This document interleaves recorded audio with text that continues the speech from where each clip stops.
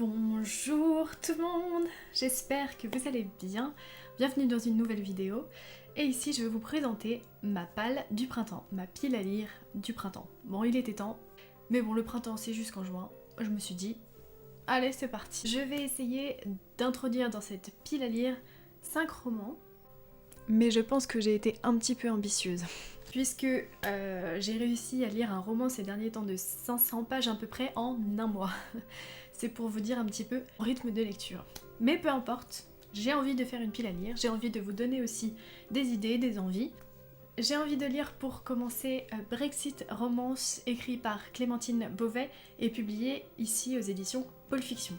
Alors chacun ses goûts, hein. Il n'y a vraiment pas de souci, mais vraiment cette tranche-là, je suis vraiment pas fan. On va suivre ici 4 personnages, mais surtout un, Justine, qui va ouvrir une start-up. Justine habite en Angleterre de nos jours. Pour un petit peu contrecarrer le Brexit, elle va essayer d'organiser des mariages arrangés entre Français et Britanniques. Elle va faire du coup la rencontre de plusieurs personnages qu'on va suivre également. Ça va amener vraiment quelque chose, je pense, de très drôle, de très intéressant aussi. Peut-être qu'on va apprendre des choses, mais en même temps, je sais qu'avec Clémentine Beauvais, je vais passer un bon moment et je pense qu'on va bien rigoler. J'ai envie d'enchaîner avec La petite boutique japonaise, écrite par Isabelle Artus et éditée aux éditions J'ai lu. Cette couverture est juste trop shoot et très estivale. C'est l'histoire ici de Pamela et de Tad, et apparemment, dès le début, c'est le coup de foudre entre deux. Ils vont se rencontrer dans une petite boutique japonaise. Jusqu'au jour où Tad disparaît brutalement, sans laisser de traces, sans rien. Pamela qui ne va pas cesser de le chercher et qui va apparemment la pousser même à aller jusqu'au pays du soleil levant. J'ai vraiment envie de découvrir cette lecture, elle m'intrigue dans le côté un peu culture japonaise, que j'aime beaucoup et que j'aimerais vraiment découvrir de plus en plus.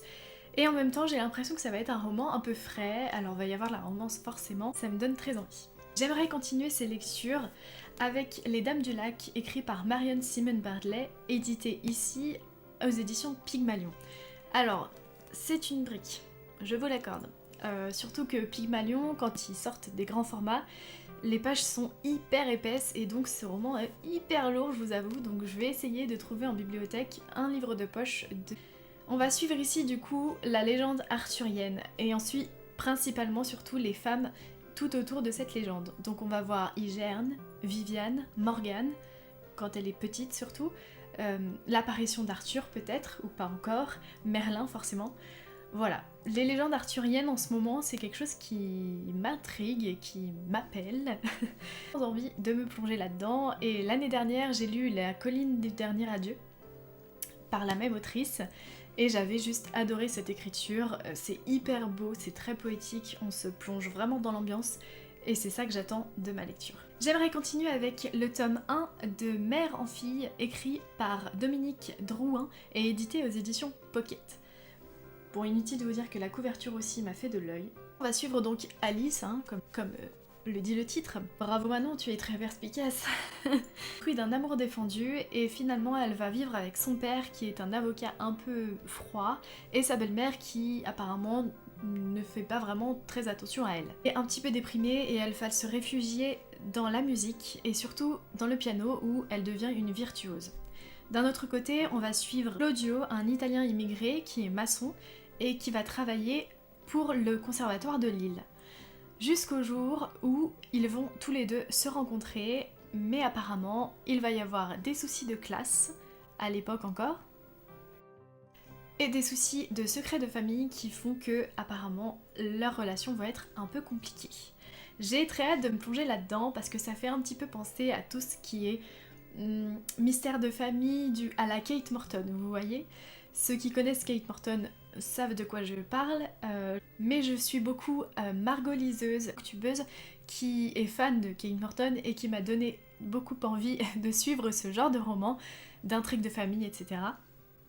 Donc j'ai hâte de me plonger là-dedans. Qui plus est, le côté musique, piano et chant peut-être m'intrigue énormément, et voilà, j'ai hâte de découvrir ça et de découvrir cette passion musicale. J'aimerais bien finir mes lectures, mais alors ça je pense que c'est vraiment en option, par Kéléana, le premier tome, L'Assassineuse, écrit par Sarah J. Maas et édité ici aux éditions La Martinière Jeunesse. Ici on va parler d'une assassineuse qui va être condamnée à être en prison, mais il y a un prince qui va la repérer et qui va avoir finalement besoin d'elle dans sa cour pour peut-être le protéger.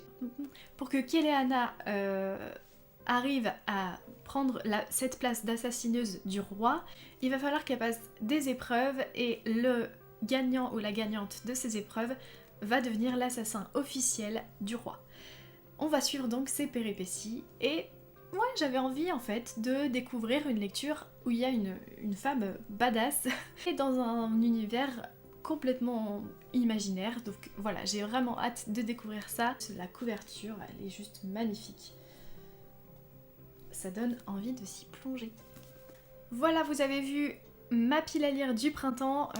Inutile de vous dire que je ne vais absolument pas toutes les faire, c'est sûr et certain. J'avais vraiment envie de vous partager les lectures que j'aimerais potentiellement faire pendant ce printemps, et j'espère que ça vous a plu, j'espère que ça vous a donné des idées. Prenez soin de vous, prenez soin de vos proches, kiffez votre vie livresque, mais surtout, kiffez vos passions. Bye bye.